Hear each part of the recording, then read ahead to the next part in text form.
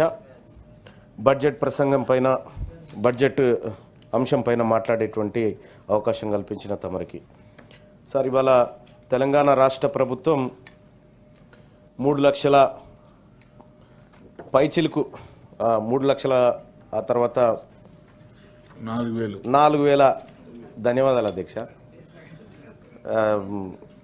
ఎందుకంటే మేమేమున్నా సరి చేసేది మీరే కాబట్టి. సో 3,04,965 కోట్ల రూపాయల బడ్జెట్ని 2025-26వ ఆర్థిక సంవత్సరానికి తెలంగాణ రాష్ట్ర ప్రభుత్వం ప్రవేశపెట్టింది అధ్యక్ష. ఈ బడ్జెట్ చూస్తూ ఉంటే నోరూరుతూ ఉంది అధ్యక్ష.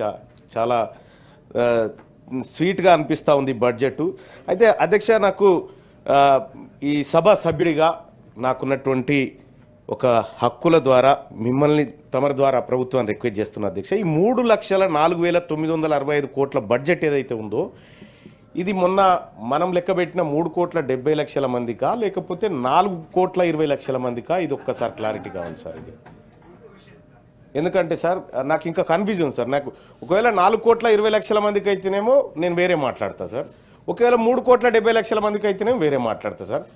సార్ ఎందుకంటే ఇక్కడ ఈ బుక్లోనేమో 3,70,00,000 మంది కానీ ఈ టేబుల్ మీదనే పెట్టింది అధ్యక్ష గవర్నమెంటు.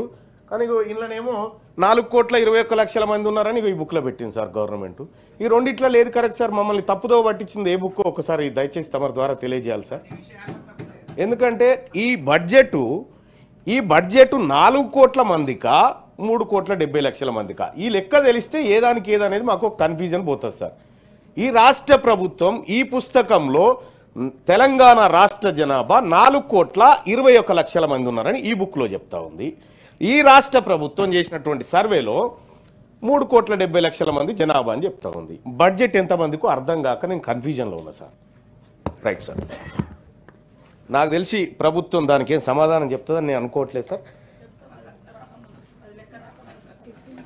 లేటెస్ట్ న్యూస్ తెలుగు మరియు ఇంగ్లీష్ అప్డేట్స్ కోసం ఇప్పుడే క్యూన్యూస్ అఫీషియల్ యాప్ ని ప్లే స్టోర్ నుండి డౌన్లోడ్ చేసుకోండి. సరికొత్త సమాచారాల కోసం క్యూన్యూస్ వెబ్సైట్ ని ఫాలో అవ్వండి. ఛానల్లో ప్రాంతీయ, జాతీయ, అంతర్జాతీయ వార్తలు వీక్షించండి.